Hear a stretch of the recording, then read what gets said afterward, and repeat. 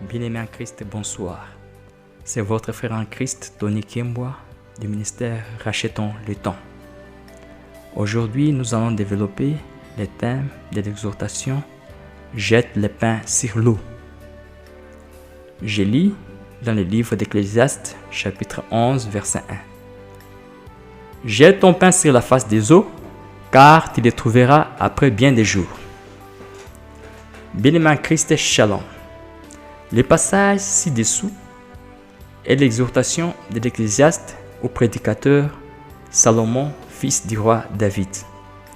Littéralement, si vous jetez une miche de pain sur la face des eaux, en tant que corps fluide, l'eau va pénétrer dans cette miche de pain et celui-ci va immerger et par conséquent ne sera plus récupérable.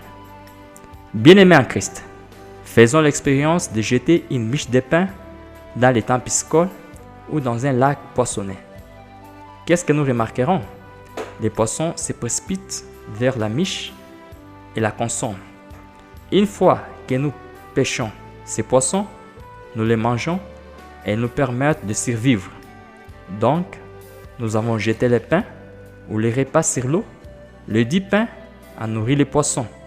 De retour, les poissons nourris nous ont servi de nourriture une fois les avoir pêchés. Revenons sur le sage Salomon. Salomon mettait les vivres dans les bateaux qui se dirigeaient vers des pays lointains. Lors du retour de ces bateaux, ils étaient remplis de pierres et des objets précieux. Le roi Salomon nouait des relations avec d'autres rois en leur offrant de vivres. En guise de reconnaissance au grand roi et sage Salomon, ces rois renvoyaient ces bateaux pleins d'or, de perles, de myrrhe et d'autres objets de grande valeur. Le roi Salomon continue à exhorter dans Ecclésiaste chapitre 11, verset 6. Je cite, « Le matin, sème ta sémence et le soir, ne laisse pas reposer ta main, car tu ne sais pas ce qui réussira. Ceci ou cela, ou si tous les deux seront également bons. » Fin de citation. Apôtre Paul dans 2 Corinthiens chapitre 9, verset 10, se renchérit comme suit. Celui qui fournit de la sémence au semeur et du pain pour sa nourriture vous fournira et vous multipliera la sémence, et il augmentera les fruits de votre justice. Bien-aimés en Christ, l'Éternel Dieu qui nous pourvoit le revenu à partir de notre travail, il s'attend que nous consommions la part réservée seulement au pain et que nous affections en termes de libéralité la sémence à travers les dîmes, à travers les libéralités, aux veuves, aux orphelins et aux indigents. La plupart des fois, nous sommes tentés de consommer et la sémence et le pain. Et par conséquent, nous ne bénéficions pas les fruits de la sémence. Notre Dieu, Père des orphelins et Seigneur des veuves, dit dans Proverbes chapitre 19, verset 17. C'est lui qui a pitié du pauvre prête à l'Éternel, qui lui rendra selon son œuvre. Bien-aimés en Christ, une fois que nous sémons la sémence, Dieu nous le retourne au centuple à travers celui que nous avons assisté ou indirectement à travers une autre personne. Le sage roi Salomon nous exhorte à donner une portion à cette personne et même à 8, car nous ne savons pas quel mal arrivera sur la terre. Un jour, Seigneur Jésus-Christ entre dans Capernaum. L'esclave d'un centurion à qui il est fort cher a été malade et est entre la vie et la mort. Ayant ouï parler de Jésus, les centurions envoient vers lui des anciens de Juifs, les priant de venir sauver son esclave. Étant venus à Jésus, les anciens les prient instamment, disant « Il est digne que tu lui accordes cela, car il aime notre nation et nous a lui-même bâti la synagogue. » Jésus finira par accepter les supplications des anciens en faveur du centurion païen, juste parce que ce dernier a sémé en construisant la synagogue juive. Bien-aimés en Christ, nous sommes appelés aussi à s'aimer à travers l'hospitalité. Seigneur Jésus-Christ précise en Matthieu chapitre 10, versets 41 jusqu'à 42, je cite, « Celui qui vous reçoit me reçoit, Et celui qui me reçoit celui qui m'a envoyé. Celui qui reçoit un prophète en qualité de prophète recevra la récompense d'un prophète. Et celui qui reçoit un juste en qualité de juste recevra la récompense d'un juste. Et quiconque aura donné à boire seulement une coupe d'eau froide à l'un de ses petits en qualité de disciple, en vérité, je vous dis, il ne perdra point sa récompense. Fin de citation. C'est ainsi que la prostituée Rahab, elle et sa famille ont été justifiés pour avoir juste hébergé les serviteurs de Dieu chargés d'espionner Jéricho.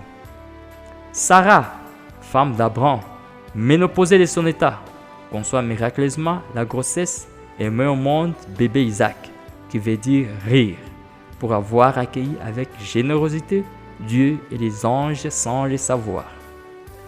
Seigneur Jésus-Christ rappelle dans Matthieu chapitre 25, versets 31 jusqu'à 40, que quand il viendra dans sa gloire et tous les anges avec lui, alors il s'assiera sur le trône de sa gloire, et toutes les nations seront assemblées devant lui. Et il séparera les uns d'avec les autres, comme un berger sépare les brebis d'avec les chèvres. Il mettra les brebis à sa droite et les chèvres à sa gauche. Alors le roi dira à ceux qui seront à sa droite: Venez, les bénis de mon Père, héritez du royaume qui vous est préparé de la fondation du monde. Car j'ai eu faim, j'ai eu soif, et vous m'avez donné à boire. J'étais étranger, et vous m'avez recueilli. J'étais nu, et vous m'avez vêtu. J'étais infirme, et vous m'avez visité. J'étais en prison, et vous êtes venus auprès de moi. Alors les justes lui répondront, disant: Seigneur, quand est-ce que nous t'avons vu infirme ou en prison, et que nous sommes venus auprès de toi?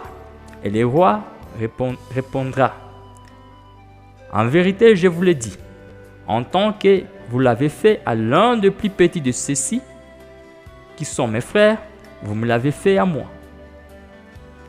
Fin de citation. Bien-aimés en Christ, de par cet appel du Seigneur Jésus-Christ à assister les veuves, les orphelins et les indigents, sachons assister avec le meilleur de notre patrimoine, mais pas avec le superflu, car c'est le Seigneur Jésus-Christ que nous assistons à travers le nécessité. L'Éternel rappelle dans le livre de Malachie, chapitre 1, versets 6 jusqu'à 9. Je cite: Un fils honore son père, un serviteur son maître. Si donc je suis père, où est mon honneur? Et si je suis maître, où est la crainte qui me dit l'Éternel des armées? À vous, sacrificateurs, qui méprisez mon nom. Et vous dites: En quoi avons-nous méprisé ton nom? Vous présentez sur mon autel du pain souillé, et vous dites: En quoi t'avons-nous profané? En ce que vous dites: La table d'Éternel est méprisable. Et si vous présentez une bête aveugle en sacrifice, n'est-ce pas mal? Et si vous en présentez une boiteuse et malade, n'est-ce pas mal? Offrez-la donc à ton gouverneur. T'agréera-t-il ou te recevra-t-il avec faveur? Fin de citation.